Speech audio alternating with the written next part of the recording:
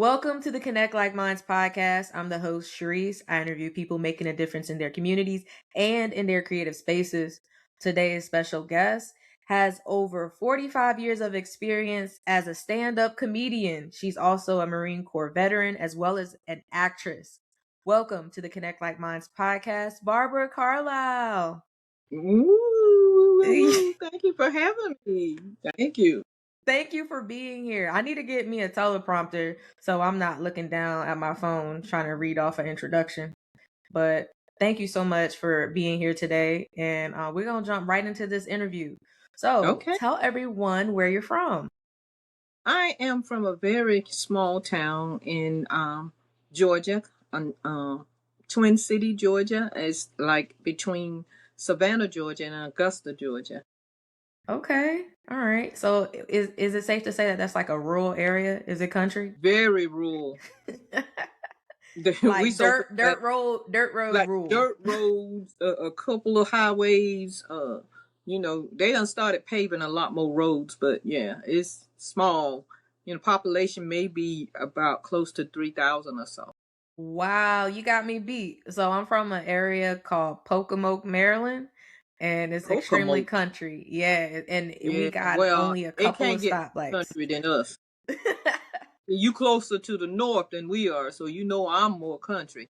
Yeah, you got the southern twang. I like it. Though. I do got that, and I can't get rid of it. I be trying to talk, proper. Not proper. Because what is proper? I try to talk more sophisticated. There you go. That's the right word. I couldn't even say sophisticated, so I might well just say how I talk. Okay. Has comedy always been a part of your life? Like, were you a jokester as a kid? Yes, because I couldn't fight. Oh, man. So I knew how to get somebody off of me by talking about them, and I wasn't relegated to doing your mama jokes or nothing like that. I was hitting hard, playing the dozens and whatever. Well, talking about somebody's mama is the dozens, but I was playing the dozens on them, not bringing in other family members, So, yeah. Now, I know you told me. You say you have short-term memory loss from the military. Right now. Yeah. Right. So I got a question for you. What is a joke that you remember off the top of your head that's like you really dug into someone one day? And it doesn't have to be from when you were a kid. It could be, as an adult. I can't even recall because, I'm very quick with it. I'm very spontaneous off the top of my head, whatever. And it depends on the situation. And I don't want to say something and then somebody see your podcast and they say, there go that helper, because, once I do my thing, I go out the back door so nobody won't be there to beat me up on the outside. So I don't want nobody. See, you set me up by asking me where I live and they're going to come get me now. So, No, I hope not. You're a sweetheart. I hope not You're a sweetheart. I hope not. I definitely hope not. Was being a comedian always a dream job of yours, or did you have any other things you wanted to do when you were younger? Well, when from high school all the way through college, I had my sights on being an actress. What? It was more about just whatever it was, as long as I got to be on TV. Because from early on, I was telling everybody in my family, I'm gonna be on TV one day. I'm gonna be in there, and be like, go sit down somewhere, shell them peas, do whatever you're supposed to do. But when I went to, I attended a HBCU, Savannah State College in Savannah, Georgia, and as soon as I got there, I joined the drama club. And I was there. I was in all the plays, and I always got the lead role when it came to a comedy. And when it was time for me to do, more serious play, I always got a little minute part. And I used to be so upset about that. And I asked my drama instructor why it was so. And his only answer to me was, I know what I'm doing. You know what I'm saying? So, I mean, in order to be in the play, I had to do what was expected of me and whatever. Right. So then they opened up a comedy club down on River Street. In Savannah, and I started going down there, I used to be the only black thing sitting up in there. Wow. But I'd go down there and do open mic. You know how to, if you say you're a comedian, they'll let you go on stage for a little while.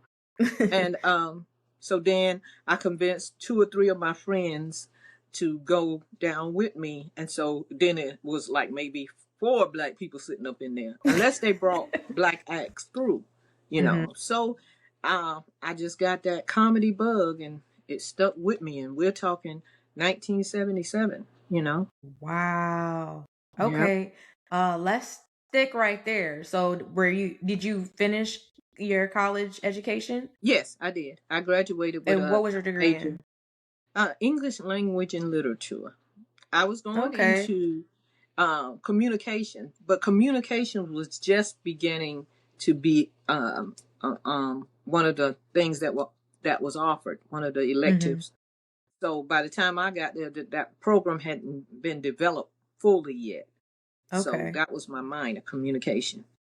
But I Okay. do have a degree in English language and literature. That's what I got my degree into. I have an English degree.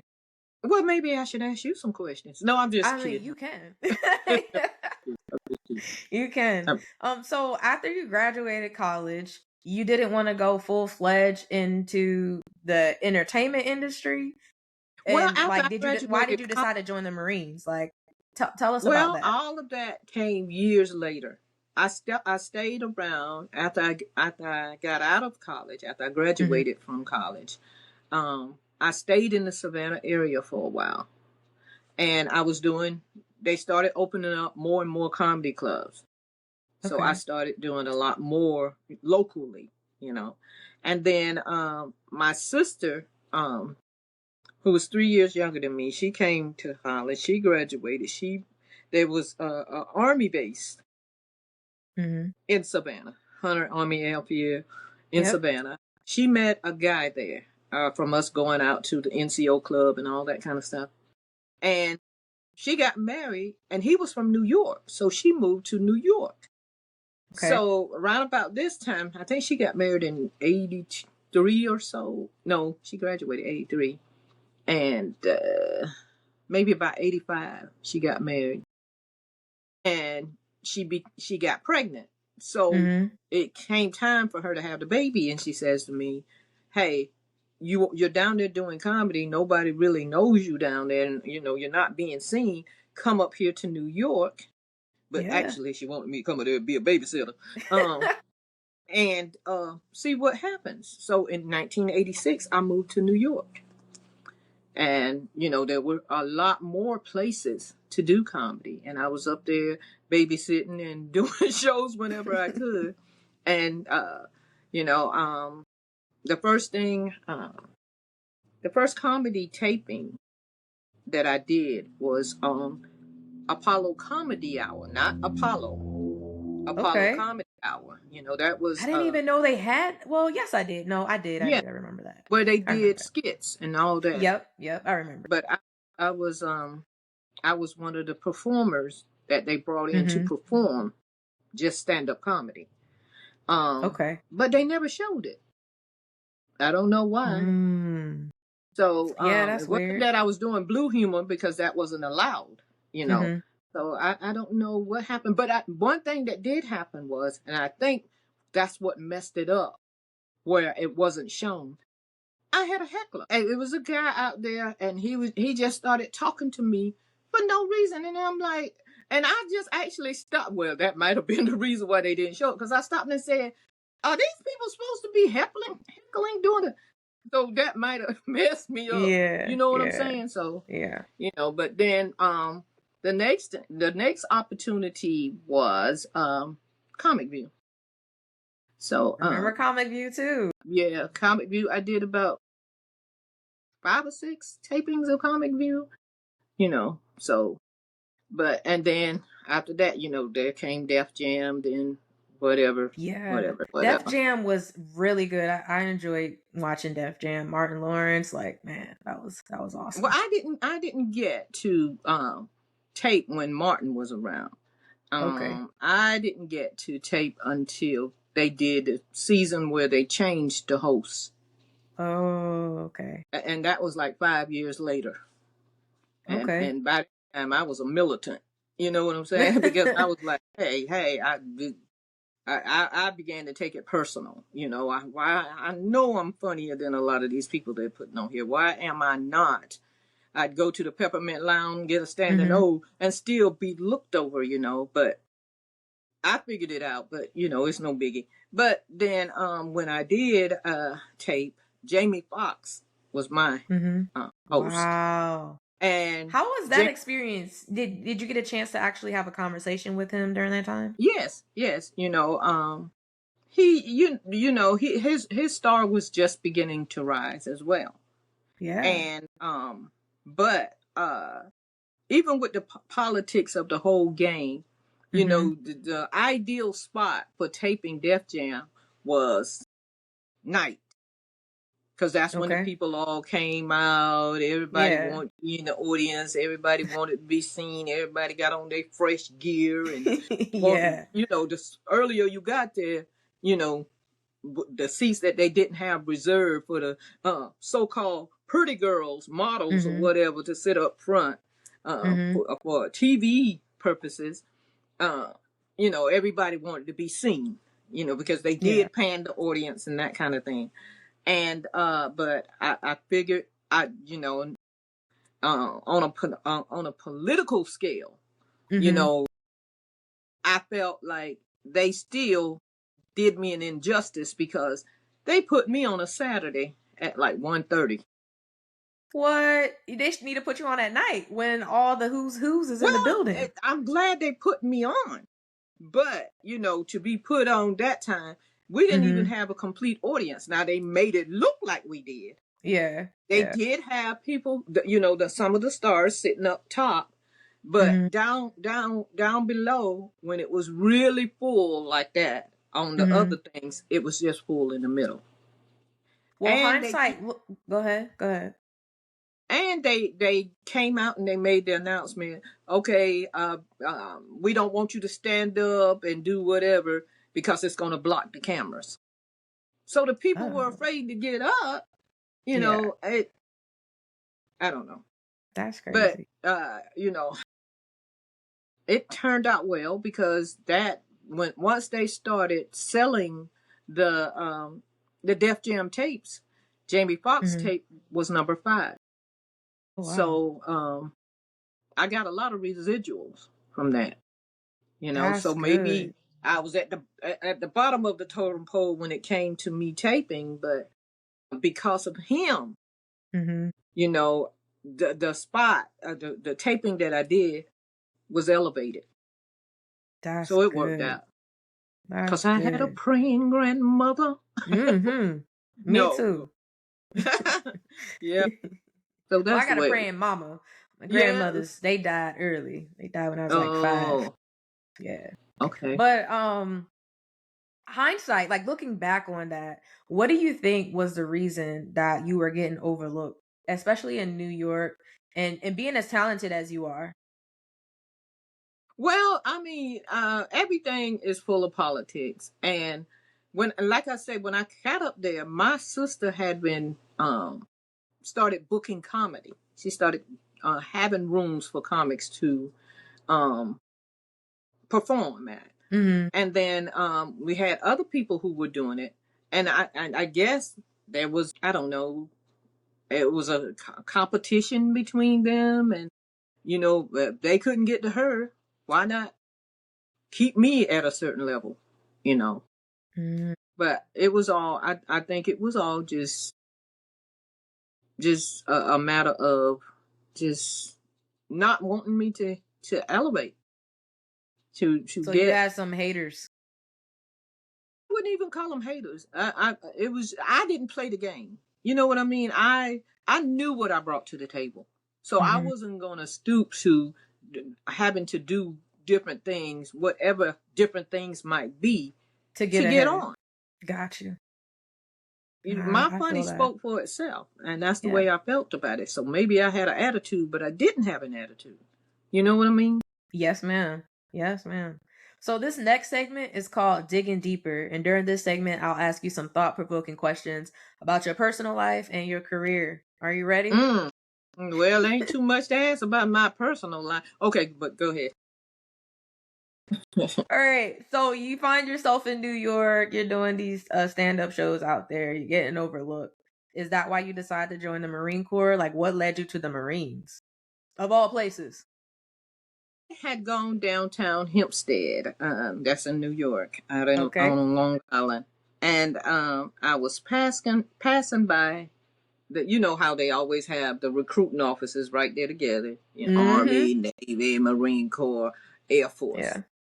And I just happened to look in the Marine Corps window, and there was a good looking Marine there. So, me being the flirt that I am, I decided to go in and just talk to him. Okay. So, and I'm 30 years old. Oh, and you got the hazel eyes? Girl, you finna snag him. Do with it. Look at here. I walked in and I was just flirting, you know. And he talked me into taking the test and doing all that, and I took the test, passed the test, did all that, and I kept saying I'm not going to do this. And my sister was like, "Well, you ain't doing nothing around here, you know. You might as well go." So I was like, okay. So I left. Okay. At 30, joined the Marine Corps. At 30, went to boot camp. 30. Oh my 30 God. 30 years. Oh, with a college degree. But they lied. They told me they were going to send me to officer candidate school. They told me all the stuff they promised didn't happen. So I ended up just being a regular soldier, you know, with a college degree. But did you ask, like, so after you got to your unit, where was your unit at, by the way? Was it in New York, or did you decide to move back to Georgia? 6Com in Amityville. You know. Did you ask around? Like, you asked your chain of command, like, yo, y'all need to send me over to officer candidate school because I got a degree. No, because being a reservist, I didn't know, and nobody tells you anything. Yeah. You know, you're just a weekend warrior, so you don't know. And by the time when we went to, when we had duty, by the time we put our tents up and had a few classes, it was time to take them back down and go home. Yeah. You know, I never had to do the 2 weeks out the summer. What? Kind of or whatever. Oh, you was spoiled. If I did, I don't remember it. It wasn't nothing memorable. But I knew that, you know, hey, I'm in now. What am I gonna do? So that's okay. And I probably would have done better as an officer, you know, because nobody takes me serious. So anyway, I take you serious. You take me serious now because you interview me. But if you were around me, you'd be like, I ain't gonna do nothing she say. No. So that's the way it is. Okay. When you were in boot camp, did you get in trouble since you're not being taken serious? So I assume maybe you was a jokester there. I got in trouble all the time. When I joined, when I went to boot camp, when I got there to Paris Island, I had just dyed my hair. It was blonde, maroon. Oh my God. It had about 3 different colors in it. Your recruiter let you go there like that? Yes. And I could not comb it because I forgot to bring a comb. Oh, and man, they used to just let me go. I ain't have nothing to put it in no ponytail. I was a mess. I was a mess. Gosh. I couldn't swim. I couldn't swim crawl. So you was an iron duck. I don't know if I was a lucky duck that I had to get my whole unit killed. But, man, I couldn't swim. I'd never touched a weapon. But you learned all of it while you was there. Yeah, I learned all that craziness, but hey. Yeah. But anyway, that's not my phone you hear in the background. It's okay. It's okay. Whoever watching it, maybe it gave them a little nudge. I don't know. But let's keep it rolling. So, Okay. well, let me pause. I was hoping they stop. It ain't gonna But stop. it's That's my okay. house phone. And Oh, most people don't still have a house phone, so that's my phone. yeah, they don't I have a don't house never phone. answer it because nobody knows my house number. So it has to be Yeah. somebody related to me or a bill collector. Okay, it doesn't stop Okay. now. All Okay. right. I'm Good. sorry. Good. I might I keep should that have in taken it. there. That's I funny. should have taken it in the kitchen. I forgot that phone might do that. I'm sorry. No, you're good. You're good. That's funny. Yeah, I don't know anyone with a house phone still to this day. That's Well, the amazing. only reason I have it is because my relatives don't know how to use cell phones, and most of Wow. them don't have a cell phone, so they know What? how to dial a number on their house phone. Well, if I'm 67, how old do you think my aunts and uncles are? Oh my gosh. Wow, that's amazing. I do have older people in my family, but not a lot anymore. A Do lot they of have them cell are have phones? gone. Yeah, they do. Well, they did. My grandmother has a cell phone. My stepdad's mother, she has a Yeah, cell but phone. because you probably took the time to teach them how to use a cell phone. Yeah, I'm sure. I'm And sure if they somebody do did. got a cell phone, they don't have, like a no iPhone. They probably got Cellular One or some of those other ones that Yeah. they give through what do you call it? AARP or something. You're right. You're right. They don't have a fancy kind of phone. So I have to have that phone in order for Mm-hmm. them to reach me, because they're not gonna keep up with a cell phone or nothing like that. Well, I will say, my godfather, he's 72 years old. I just was with him yesterday. He has a cell phone, an Apple Watch, and I ain't teach him nothing. He just know. He just know. For real. Well, that's True him. story. He from You're the right. city. He from the city. We in the country. I'm surprised nobody didn't make a phone from a corn cob. They make everything else. So these people into canning and putting up food for the future and all that kind of Oh stuff. my God. No, Half survival of of them the sewing fittest. their own clothes. Wow. Wow. Wow. I'm lying, but they did used to do it. Yeah, yeah. I mean, if you ever get a chance, go to this area called the Eastern Shore because that's where I'm from, and it's extremely country there. Like you'd be The surprised. Eastern Shore Mhm. in Eastern Shore, Maryland. Well, it's Eastern Maryland. Shore, Virginia, and Maryland, but Eastern Shore.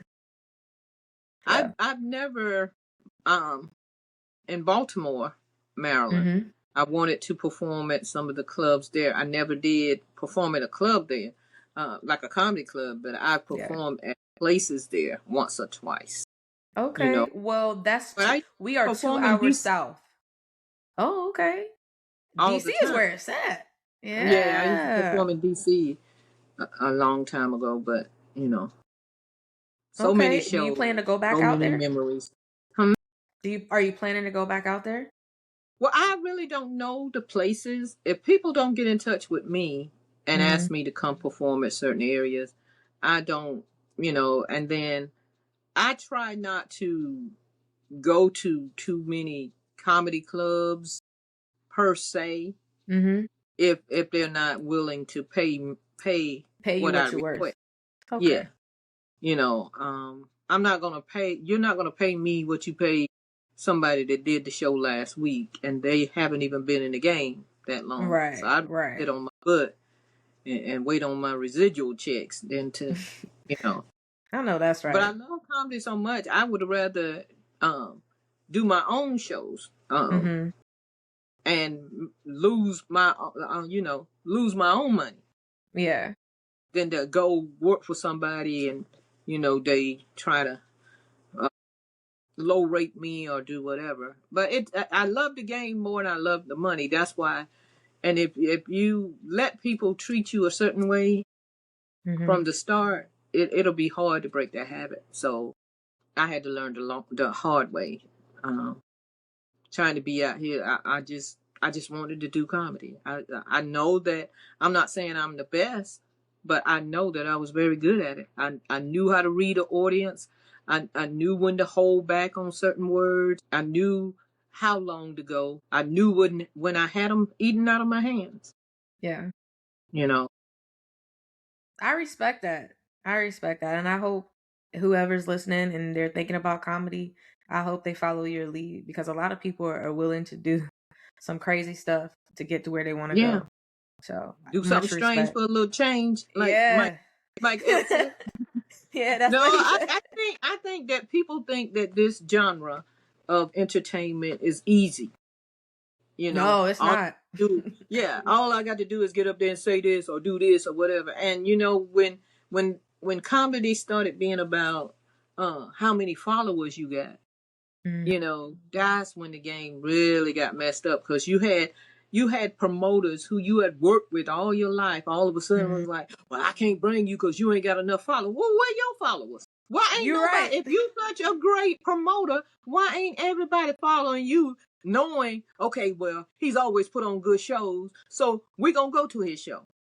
Yeah. So you would rather bring somebody in that you know has not been doing comedy, don't know how to read an audience, don't know how to draw everybody into what is happening. They're just getting up there saying and doing anything, and you're booking them based on a 30-second clip. Right. But you That's can go crazy. Google me and you can see minutes. You can see different jokes on whatever. So it was just crazy. So when comedy went through that little metamorphosis, or whatever you want to call it, it really hurt. It to me, it really hurt uh, the comedy business. So now I would rather book my own shows, or do my own shows and bring in the comics I know who are going to be good for an audience. And that's not to say that I won't give up and coming comics a chance. I'm gonna give you a chance, but I know talent. I know who's really out here trying to be a comedian. I know, and I will test you. I'll say, hey, let me tell you about this, or let me tell you about this. This is what you should do. This, and if you giving me attitude, you ain't in this for this, because nobody knows everything except me. Now I know everything. I don't mean to know everything, but I know everything. Yes, I do. But no, yeah, I mean, and you know, I always say this, that I am a champion for female comics. But if you give me attitude, okay, go ahead and do what you do. Yeah. Go ahead and make it fall on your head, or go ahead and do whatever you got to do, because you don't want to listen. Yeah. You don't want to listen. You think you know it all. You think, because I've been there. I've been there with the short dresses on and the fishnet stockings and all this and whatever. One audience could come and be and just be on the floor laughing at you, and the next audience on the same night can come in and be like, look at your outfit, look at the kind of jokes you're doing, and just decide, Wow. nah. That's a humbling experience, I'm sure. Very humbling experience. Because when I was wearing a suit and was, mostly covered up, they were going for everything. But as soon as I put on that short dress and them fishnet stockings and them high heels and came out there and talking like I was talking, them women was like, just like that. Yeah. Wow. Have you ever got a boot? Have you ever got a boot or anything like that? A boyfriend? No. Like somebody. I know what you mean. Oh. She said no. No. Yes, I've been booed. Yes. If anybody tell you they have not been booed or they have not had a good set, don't believe. Okay. Noted. It was, just like with any job. Sometimes you just ain't there. It just ain't hitting. Now it's few and far between, because, with me being a headliner, I get to see what the people like and don't like, the kind of words they will accept and won't accept. And I know how to adjust. I can say, instead of saying the F word, I can say make love. Instead of, talking about saying body parts, I can use prettier words and still get my point across. That's from years of doing it and years of honing my craft, so. I love that. And that's what's up. And I'm sorry we got off the subject of the Marine Corps, but rearing back to the Marines, how was your transition getting out of the Marine Corps and I guess going back to stand up, or were you still doing stand up while you were? I was still doing stand up because I was just a weekend warrior. I was a reservist. And the only time I really had to worry about, being away or whatever was Desert Storm. We went to Desert Storm. I was with 6Com. I was a radio operator. Now I had to go out to 29 Palms. And since I was in communications, I thought I was actually going to be on the radio. I did not know I had to talk the radio. So I learned the hard way. But yeah, it was a rewarding experience being in the Marine Corps. I learned a lot. I met a lot of great people that I'm still friends with today. And I'm glad my life took that course, because even if I can't do comedy anymore, I can fall back on that. Yeah. With my disability check and whatever, and the experiences that I went through. That was a great decision. I'm glad my sister said, "Yeah, you need to go ahead and go do that." So I went on and go do that. At 30 years old, but it was okay. They didn't think I was 30 though, because I looked a whole lot younger than some of them little 17 and 18-year-old girls. I mean, you still look young now, so good for you. I don't look 67. No, you don't. Maybe 65. No, you don't look 65 either. No, okay. Keep going down. Thank you. Keep going down. Okay, 55. No, keep going down. Yeah. 45, 47. Yeah. You just don't see the wrinkles. I got on my good bra today. I just saw you like 7 months ago. You got that many wrinkles since I seen you? No. I don't have any wrinkles. Now, I've always had holes. I've always had moles. Man, yeah. But I can feel it. I feel it in my bones, though. I may not look it, but I tell you, it's hard getting up and trying to get out of the bed. It is so hard. And it's not that I got no man holding me down. It's a pillow. I can't move a pillow in the morning. Yeah. Man, would you be willing, or would you be open to going to like one of those dating shows that they have on like Netflix? What is it? Love is Blind or anything like that? You talking about some of those shows where they encourage the people to act a fool? Basically. I would like to go just for the experience and just for the money. I could see you. You know what you should go on? What is it called? It's the Bachelor and but it's like it's the Golden Bachelor. There you go. See, I don't know any of those shows. The Golden Bachelor is for older people. Yeah, I know that. I know when you said golden.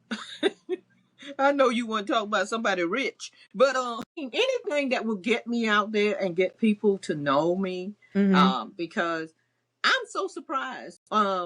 I did a show it was in Atlanta for a group of people. And when I always ask my audience, how many people seen me before? Some people will clap. Nobody clapped. I was surprised. I was like, I'm going to ask that one more time. Because I'm thinking that maybe they're afraid that I'm going to say something. Yeah. They was like, no, never heard of. But that's because comedy now is so proliferated with so many people, and so many that, and then the other thing that takes away from what you do is all your stuff is on TikTok, but it ain't you doing it. It's people recording you at your shows. People are playing your voice. What do you call it? Pantomiming, moving their lips to the words, and they're thinking, oh, where you been? I ain't seen you in a long time. And it's like, and even though people will go on and say, that's not her, that's Barbara Carlyle. That's not Barbara Carlyle. And people don't care. Yeah. They really don't care. I don't care who it is. I like it. I'm gonna play it again, this and whatever. And now everybody, you get paid if you get so many likes, but I'm not getting anything from it. So I like the fact that they keep me relevant. There's the phone again.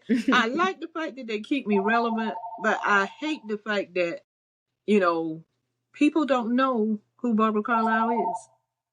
No, Out of 48 years of comedy, they don't know. A lot of people just don't know. But once they do know, they know. I was gonna say that I feel like maybe this last tour that you've been on with Tiffany Haddish really helped bring some more exposure to you. Or even before then when you were on Netflix, it really helped bring exposure to you. Well, it was because of Tiffany that I was on Netflix. And it's she has the Funny and Fearless tour. So that consisted of me, Flame Monroe, and her. And nobody knew me and Flame was coming. Yeah, we didn't. All they knew was Tiffany was coming. And when Tiffany was the one selling all those tickets. Then nobody came because of us. But I am so I owe her a lot because she's the one person that when I think everything is going into a slump or whatever, she always there to reach a hand out to me. And I met her in 2007 over in Korea. It was me. It was an all-woman tour. We was over there about 15 days in Korea. And it was me, her, and a Korean comic named Tina Kim. Tiffany and Tina were like oil and vinegar. They both hated each other. And I had to play referee every night. Oh, man. So Tiffany was she wasn't just starting out, but she was, she was just coming into her own at that time. Yeah. And after every show, she would come to my room and we would go over her set and I'd give her some pointers and all this kind of stuff. And at the end of the tour, when we got at the last airport and we parting ways, she was like, if let's make a vow. And we had said that we were going to do this and made a vow that if one of us made it, we were going to go back and reach and get the other. Now, I had already been out here over 30-something years, and, it was just lip service for me. Because I figured I ain't made it by none. Ain't nobody coming for Barbara Carlyle. But she kept her promise.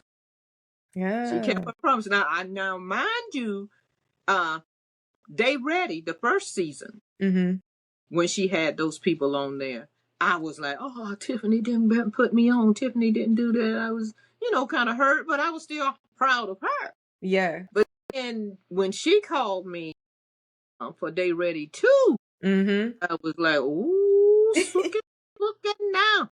My girl done come through for me.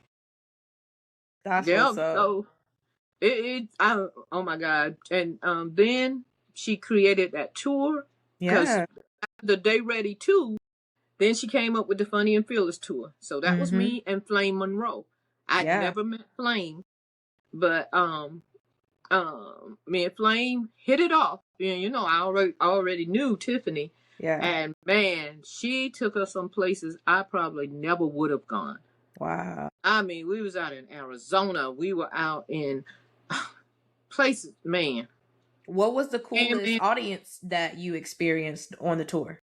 Huh? What was the coolest audience that you experienced on the tour that, like, they was feeling you? They were all great. The only thing I hated was the fact that I really didn't have merch.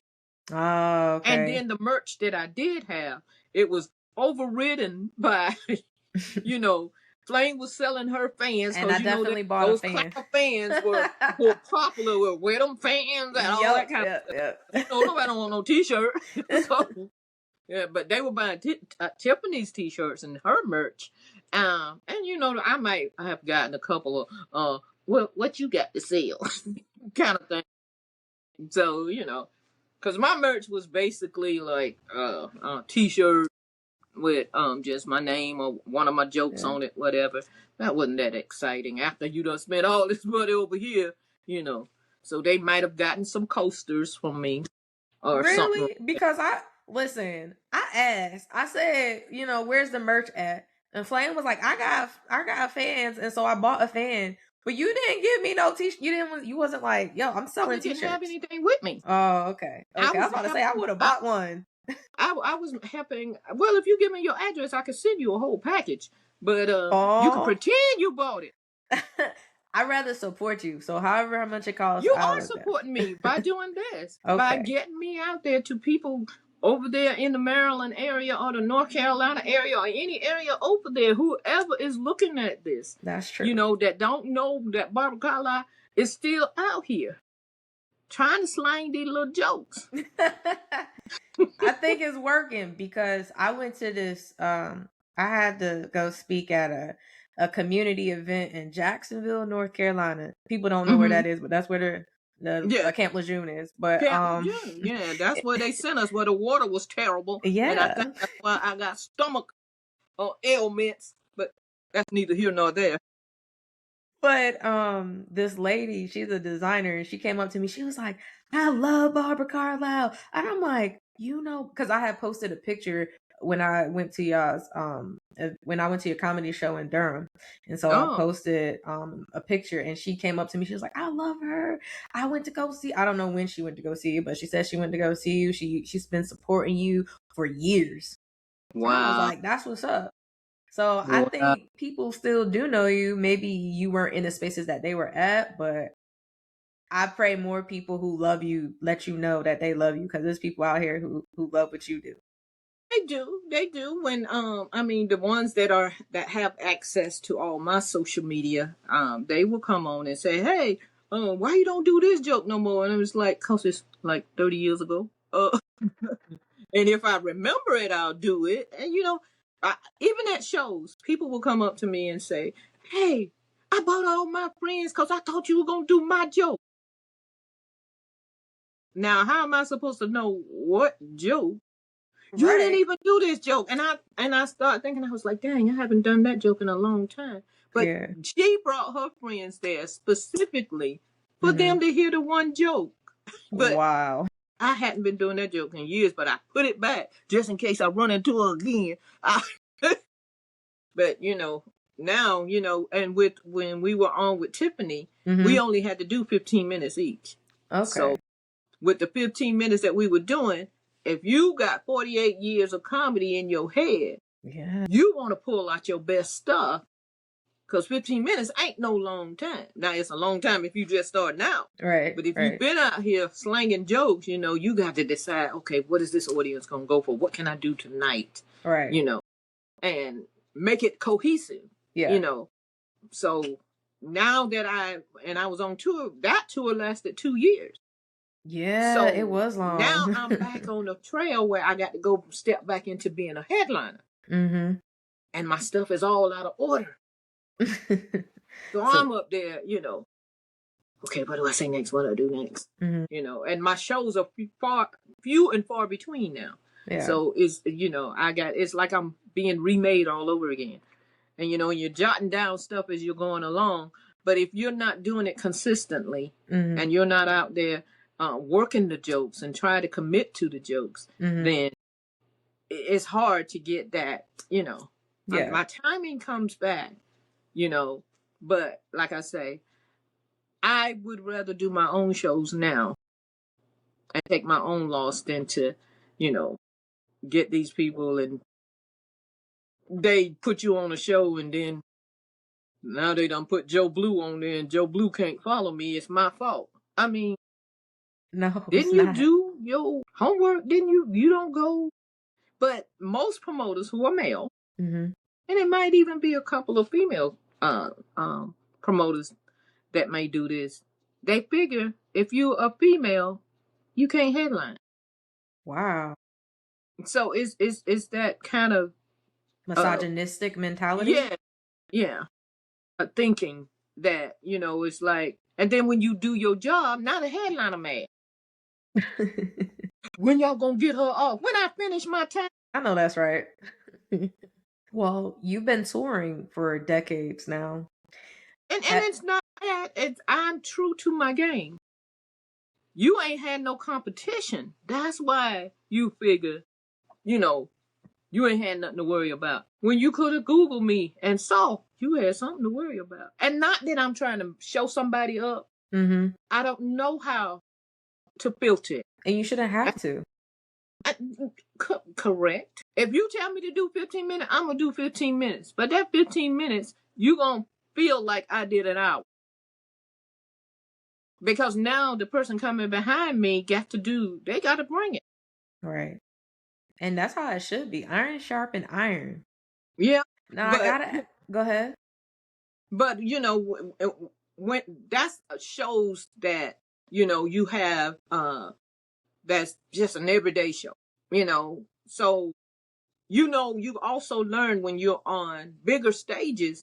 Mm-hmm. You know how to play your role. I'm just gonna do enough to be funny. I'm not trying to blow anybody out the water or do anything like that. I'm just gonna do the simple little jokes.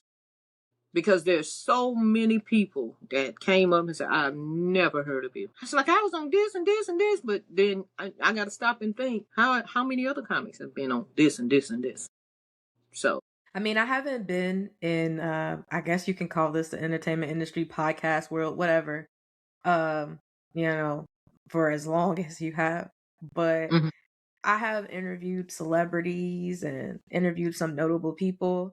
And I have also felt like, how do you not know who I am? And mm-hmm. then I sit back and I think about people like you, people like, who else? Montel Jordan, mm-hmm. and I'd be like, well, if people are saying that they don't know them, who the heck am I? Yeah. You know what I'm saying? Y'all been in the industry for so long and have done so many amazing things. I chalk it up to I gotta keep on grinding until they do know who I am. And until they do want to be like, it doesn't matter how many followers you have. It doesn't matter that if you grind, it's how they present you. I mean, if it right now people it's all about the quickness. Yeah. I just need a joke that I just need a couple of words that I can make a skit off of. And this and whatever. People they don't have any it's all so microwavable. Yeah. No substance. Nobody has time to think. I need that instant gratification. I don't know if it came from the crack era or what, but nobody ain't got time. You don't know why you're laughing. You're right. I mean, it's true. Get that instant hit. It's got to be an instant hit. That's how those internet comics became. Got to get paid so much money. Got so many followers. Yeah, but if you got 1 million followers and you live in New York and you got a show in Atlanta, mm-hmm. and nobody knows you in Atlanta, what does it matter that you got 1 million followers? It doesn't. And I don't know about nobody else, but I ain't trying to get more followers than Jesus. I feel you. Well, Jesus got billions of followers, I'm sure. What's wrong with 1 million? No, I don't want that many people following me. So it's always gonna be about 300 or 400 people in there that's crazy as hell. You're right. That's gonna come after you. You're absolutely right. Because they think they either obsessed with loving you or obsessed with hating you. Yeah, I had to block somebody because they were obsessed with loving me, and I was like, "This is crazy." I can only imagine what other people go through. Wait a minute, though. You block them, but did you have to block everything? I did. I had to block everything, all my social media. I took my email off because it was just out of hand. But it was one person, so I haven't heard from them since. Have you heard from that person again? No. They're gonna come back on as somebody else. I hope not. They probably already have. They're just being a lot cautious now. That's scary. They're waiting for the exact moment to get to you. I don't mean to scare you, but might have got an enemy by now. Well, you're a praying person, so you ain't got nothing to worry about. God got you. My mama praying for me too. Yeah. Got a whole Somebody prayed for me. There we go. Mm-hmm. Had to keep going in this crazy world. Mm-hmm. Yep. Now I gotta ask, because normally I ask either anybody who's a comedian or if you're a singer or actress, I gotta ask you who your top 5 are. So who are your top 5 comedians of all comedians? Time? Yeah, dead or alive. It changes. Okay. I like different people for different reasons. All right. Well, in this era of your life right now, who's your top 5? My top 5 would be me. No. Shoot, when you start naming names, you alienate people. They'd be like, I thought that excuse me. I thought that helper liked me more than that. Oh my God. Let me see. It'll be easier for me to say who consistently makes me laugh. Okay. I wouldn't say they're my favorite. Who I would pay money to go see. All right. Who will you pay money to go see? Oh my God. I don't know. I mean, I like different comedians for different reasons. And they will be on the same level with somebody else. So it's hard for me to say, oh, I'm gonna jump up I can jump up to this. I knew nothing about Ali Sadiq. Oh man, Ali Sadiq is good. And somebody turned me on to him, and for me to say he's my top comic, I love his style, I love his comedy, but I can't say he's my top comic because I never met him and I don't know him. If that makes sense. Yeah, it does. I got you. But I am drawn. I peruse all his stuff. I look at all his stuff. Mm-hmm. And I just got I just started looking at him like last year. Okay. But every time he puts something up, or every time I see that there's something out there, I run to it for that, because I like his delivery. I like his there's a method to his madness. Yeah. He's a great storyteller. Very good. Yeah. And so if it had to be somebody that was a storyteller, he would be my top. Okay. Even though he's not my top comedian. I mean, there are other people who I might think is funnier than him, but as far as storytelling and setting you up to ride along with him, he's like number 1. Okay. Who? What about spontaneous comedians? Somebody who could just like just that's crazy that you said that, but it was hilarious. It's so many of them. Yeah. Okay. Because I have my favorite impressionist. Who's your favorite impressionist? Oh, those are good. Okay. Oh, shoot. It's a lot of them out there that I just like. I like Tony Tone because I work with him a lot. Yeah. Who else do impressions? God, name some. What's his name? Alfion? I forgot how to say it. Crockett. Yeah. He's a good from one. North Carolina. Yeah. Alfion. But I haven't seen Alfion as much as I've seen Tony. Okay.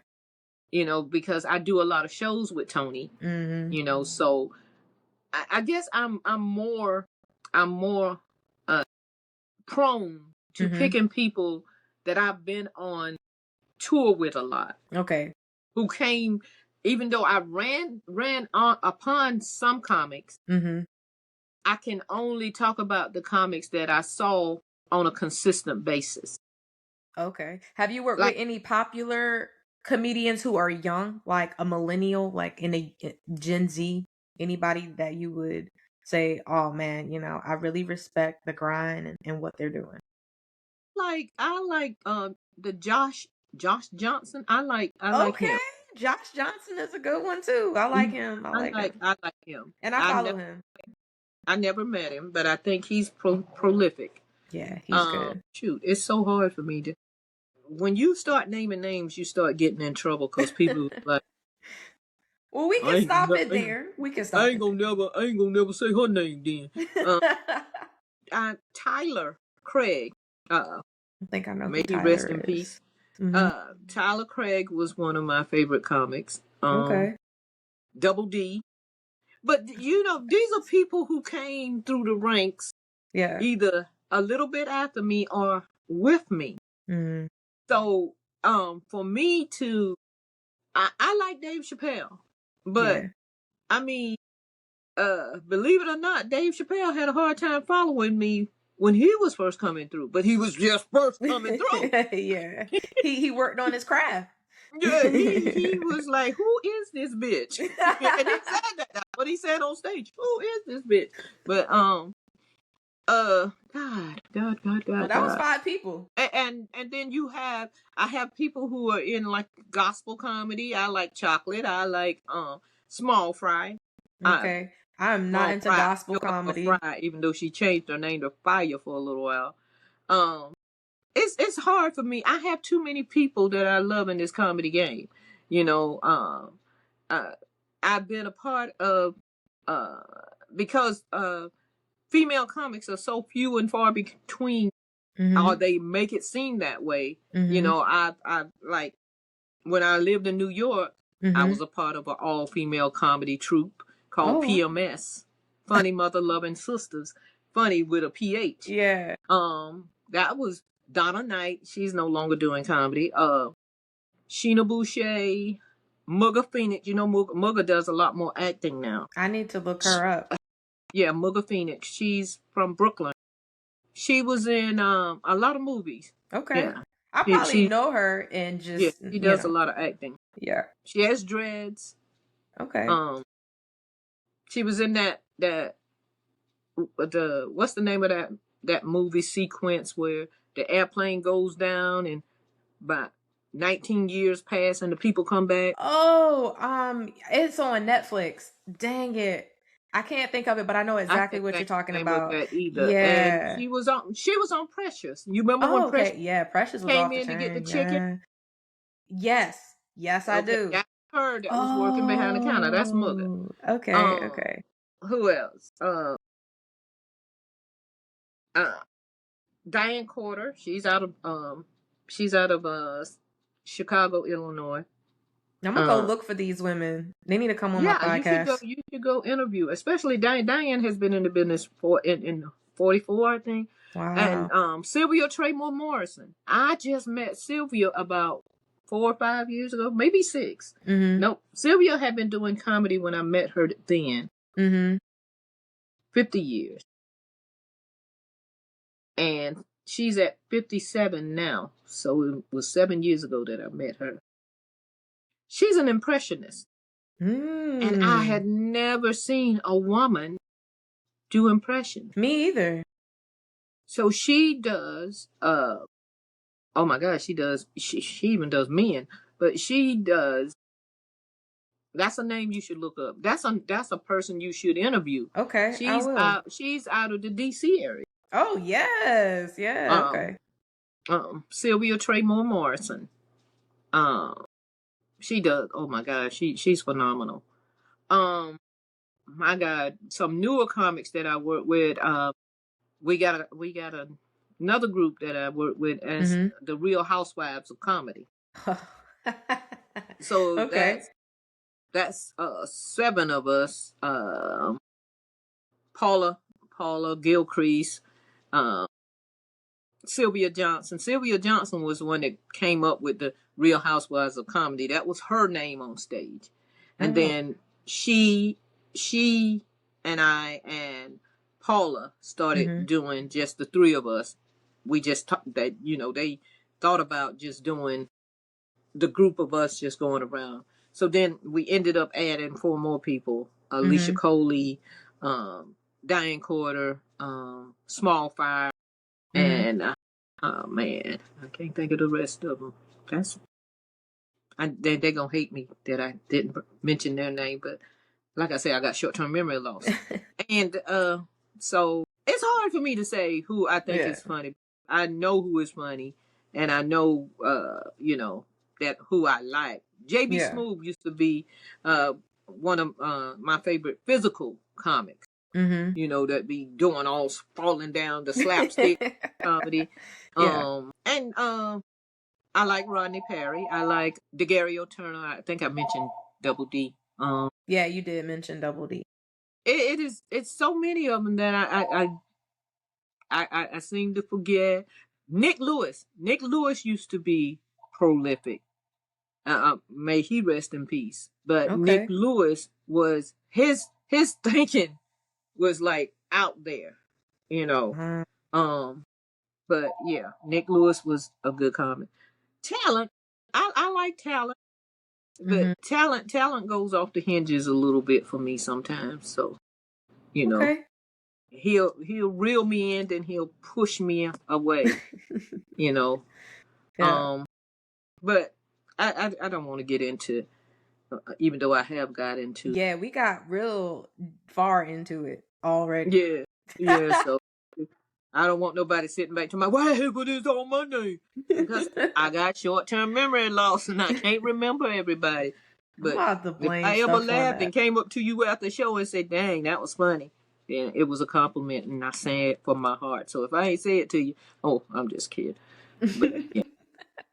Okay, tell us about Cougar Chronicles. Cougar Chronicles was a concept that I have a publicist.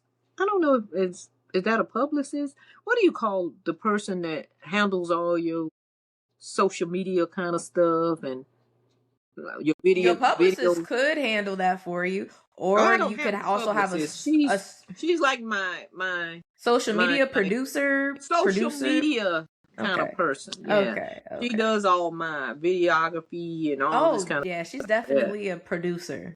Yeah. Yeah. Like Mines.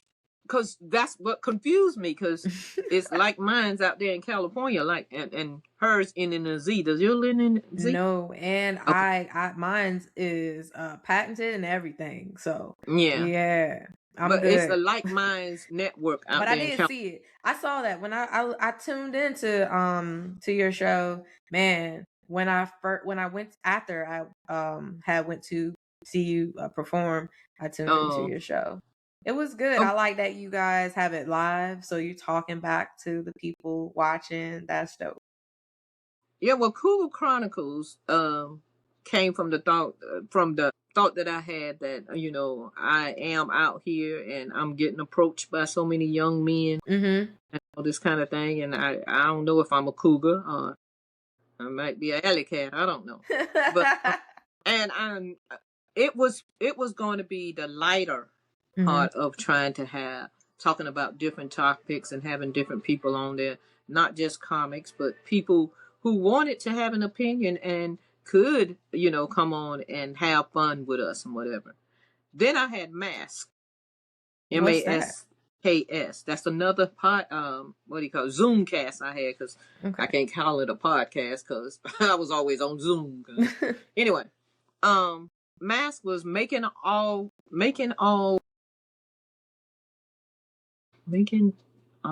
subjects, making all, I can't even remember what it was. Making all. It's okay. It's okay. So you had Mask. Have you are you still doing either podcast, or have you paused it? Once I got on tour, it was hard for me to keep it up. Yeah. Oh, Making All Souls Kindred Spirits. That's what it was. I told you I got short-term memory loss. It come back. Anyway, but that was more of a serious Zoomcast. Okay. You know, the subjects that we talked about were pretty deep. But Cougar Chronicles, you know, was more about probably dating or those kind of things. I'm about to sneeze. It was entertaining. It was entertaining. I hope you. Oh, really? What was the subject that the time I went on? It was, y'all were talking about some politics. I can't get into right now. Oh, okay. But I wanted to be like, heck yeah, man. But you could. Well, you know, we sometimes you just I don't know. It's I'm gonna tell you it when we get off of here. I'm gonna tell you what y'all was talking about. Yeah, you best save it. I am. What's some advice you would give younger comedians out there who are trying to get to where you are today? Stay the course, for one thing. Because if you come out here to do this, if you decided to do it and you feel like you can do it, you gotta devote the time, the energy, you gotta write the jokes. Of course, like I say, I made a mistake of thinking the sexier I look, the better it was gonna be. Mm-hmm. But show them the brilliance of your mind. I'm not saying you can't go out there and be, now don't go over the top like I did that day, man. Hey, them women were not having it. And Yeah. 90% of the audience is female. So you definitely don't want to alienate them, Yeah. and give them something they can go home and remember that you said that was funny, that they can relate to. And let me tell you a story. And I tell people this. I used to do um in Savannah, well, actually Hinesville, out by Fort Stewart, Mm-hmm. Army base. Mm-hmm.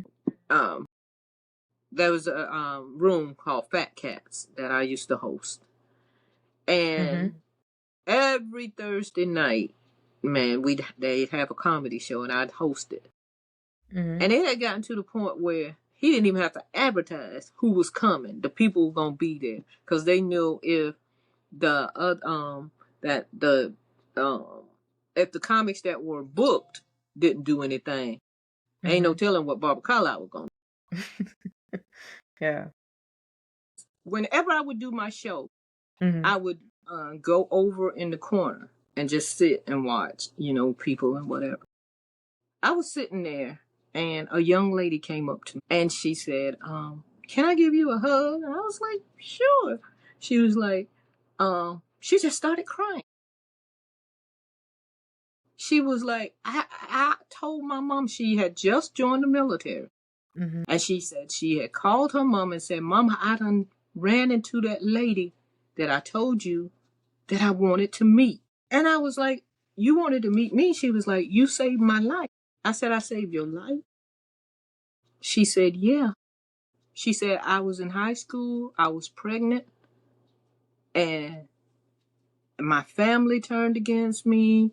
It was like everything was just too much for me. The guy was trying to say it wasn't his, all that." And she said, "Comic View came on and you were on." And she said, and I just started laughing. And I kept laughing and laughing and laughing.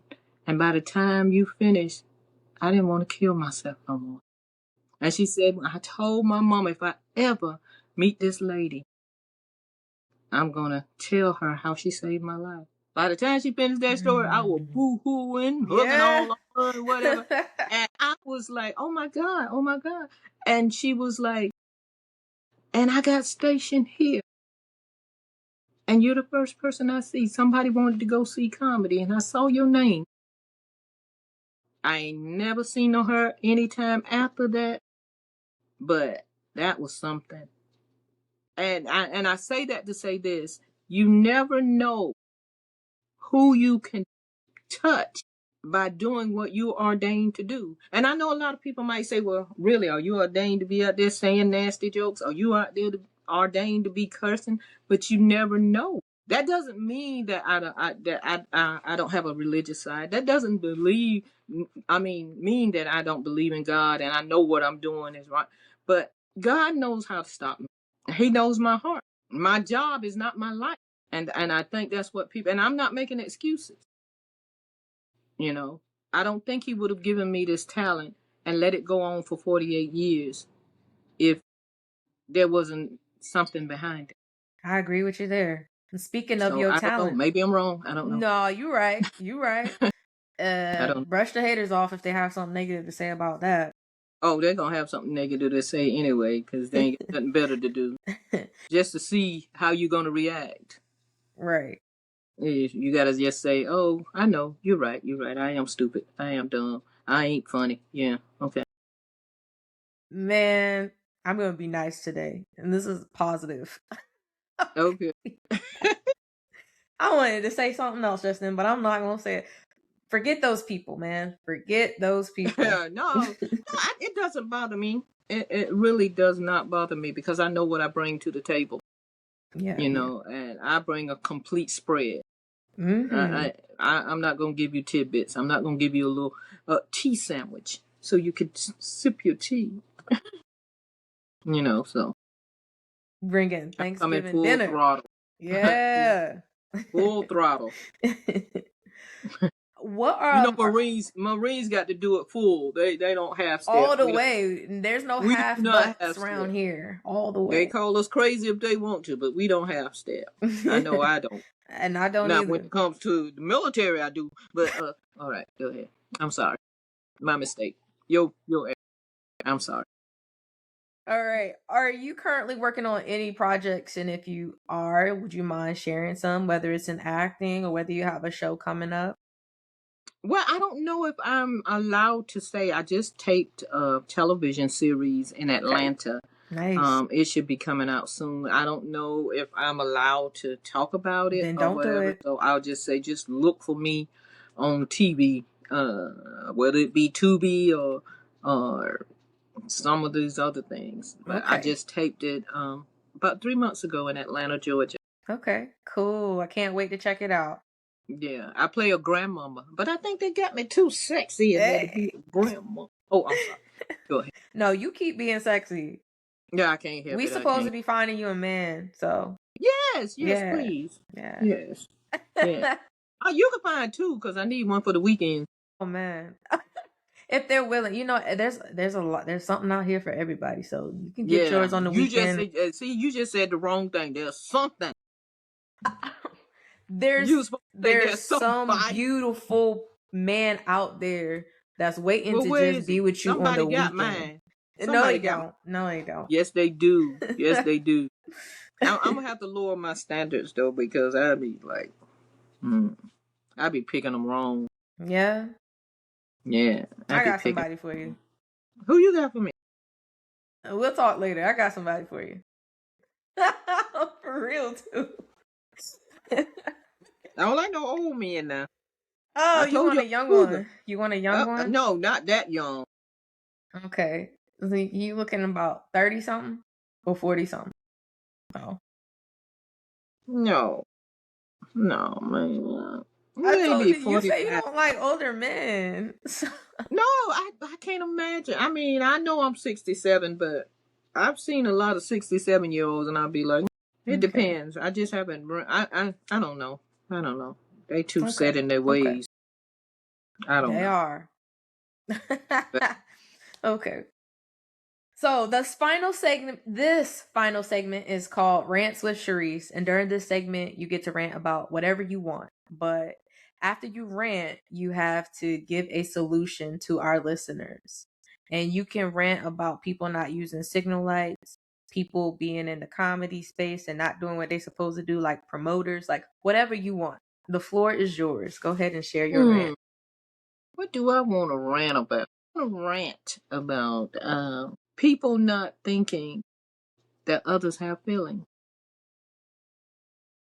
Okay. I mean, people thinking that they may run your social media. Because I've seen people post stuff and other people come on, why did you put this on here? You could have kept that. Or why did you stop? Because I'll stop and I'll see something. And by the time I get to the end of it, I realize I didn't like it. I'm not going to say, oh, you shouldn't have put this on. Because I didn't need to stop. I didn't have to stop. And I don't have to reply to anything. I don't have to I'll just move on to the next thing. So I hate when people get on there and it just seems like it's mostly Black women. Mm-hmm. It's like we went from hating in the streets to hating on the sheet. And I say that figuratively, like, because you're writing or you're typing. Yeah. Even though it's electronic, it's still a sheet for somebody else to see. So I hate when people come on and try to give their opinion when it wasn't provoked, it wasn't asked for. People are just putting stuff up. If you don't like it, move on. Yeah. Or the dime store psychologists that say, "Oh, you shouldn't have never said that. You didn't want nobody to say nothing but you shouldn't." They didn't want you to come on and be negative. Right. You have no control over what everybody else thinks. So don't put something out there that's going to make you sensitive to what somebody has to say, or block that person. Mm-hmm. So nobody else has to see the stupidity. You know the word I'm trying to say. Stupidity. Yeah, that's it. My lips big sometimes. Anyway, you don't have to put up with it. Yeah. I want to rant about the people that want to critique any and everything. Mm-hmm. Just to show that they got an opinion about something. And half the time, they don't even know what they're talking about. Mm-hmm. They don't even know what's going on.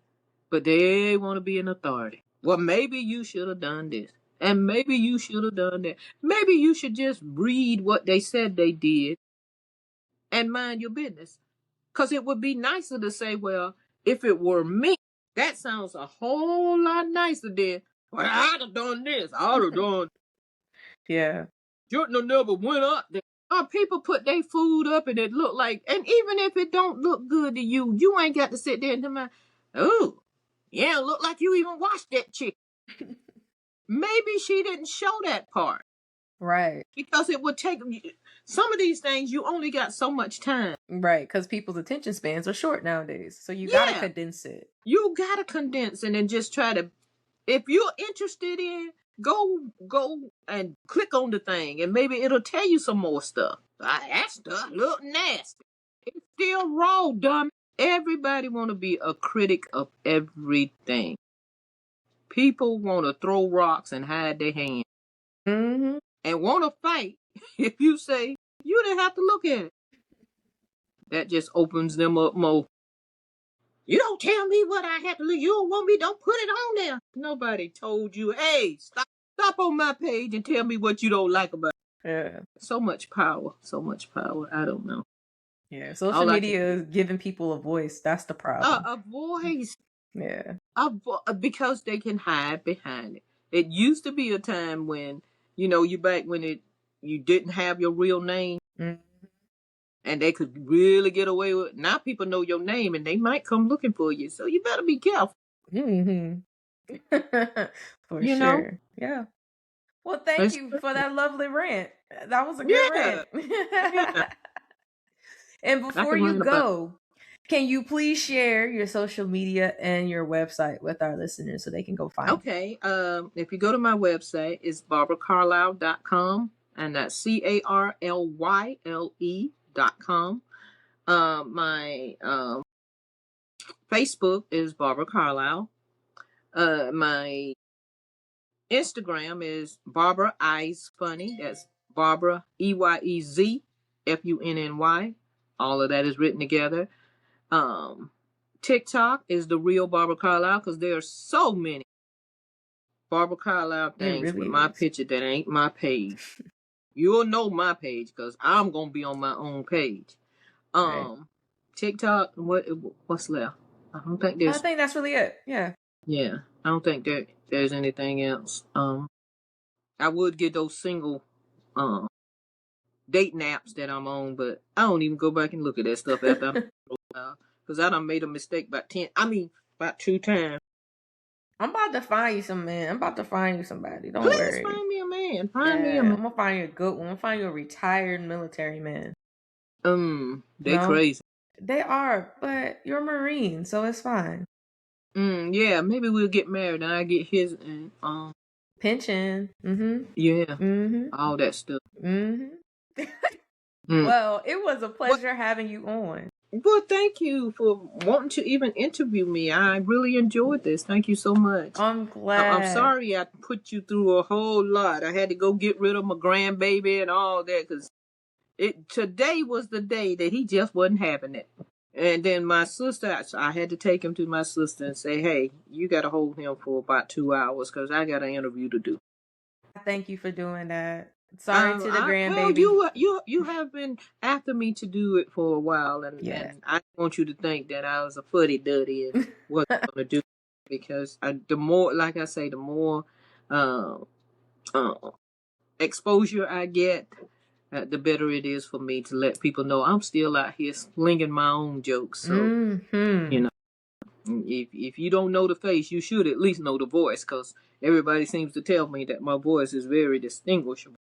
But It anyway, is.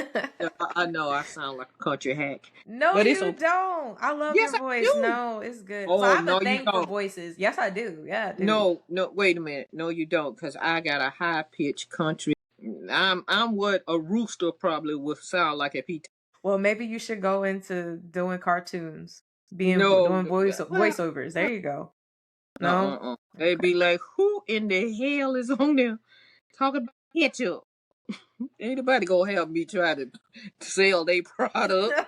Oh, please. No, can you talk like normal people? No, I cannot, sir. You sound No, sir. Bobcat tail. I can't do it. Thank you so much, dear, for having me. Simplify, do it that. simplify to you too. And thank you for listening to Connect Like Minds.